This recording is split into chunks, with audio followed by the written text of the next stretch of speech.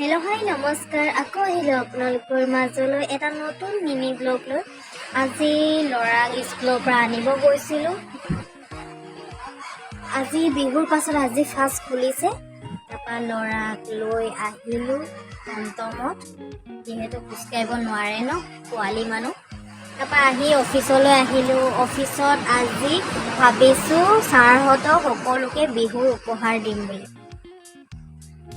যিহেতু লগ পোৱাই নহয় যে, সেইকাৰণে বোলো আজি বোলো চাৰিজনে গৈ বিহুৰ উপহাৰ দি থৈ আহোঁ বুলি গামোচা এখন ল'লোঁ। তাৰপৰা দিলোঁ, দি মেলি চাহ খাব আহিলোঁ।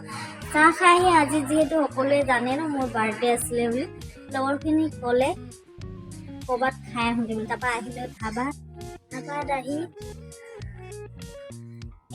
খালোঁ ৰুটি চিকেন ড্ৰাই ফ্ৰাই সেনেকৈ খালোঁ। খাই বৈ দেখিছে নহয়, আমি চাৰিজনে আহিছিলোঁ। তাৰপৰা মিষ্টাৰৰ লগতে জইন কৰিলে আৰু ৰুটি চিকেন সেনেকৈ খালোঁ। খাই বৈ ঘৰত আহি ননন্দে আৰু বেটাই ছাৰপ্ৰাইজ দিলে কেক। তাৰপৰা আহি কাটিলোঁ। আজিকালি কেক চেক কাটিব মন নাযায় আৰু দিয়কচোন, সৰু হৈ নাই থকা যে, হয় নহয়। তাৰ পৰা কেক কাটিলোঁ, কেক বেটাক খোৱালোঁ।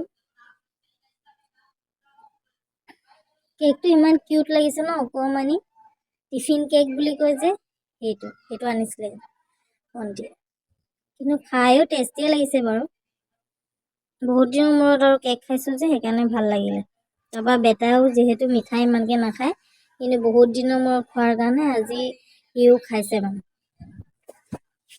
তাৰপৰা কেক কাটি মেলি বেটাক খোৱালোঁ। কেকটো ভণ্টি ননন্দে দিয়া কেক।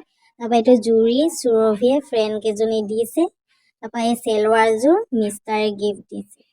আজি ভিডিঅ'টো চাই কেনেকুৱা পালে কমেণ্টত লিখি জনাব, আৰু পেজটো ফ'ল' কৰি দিব নাপাহৰিব। আজিলৈ আহিছোঁ, বাই, গুড নাইট।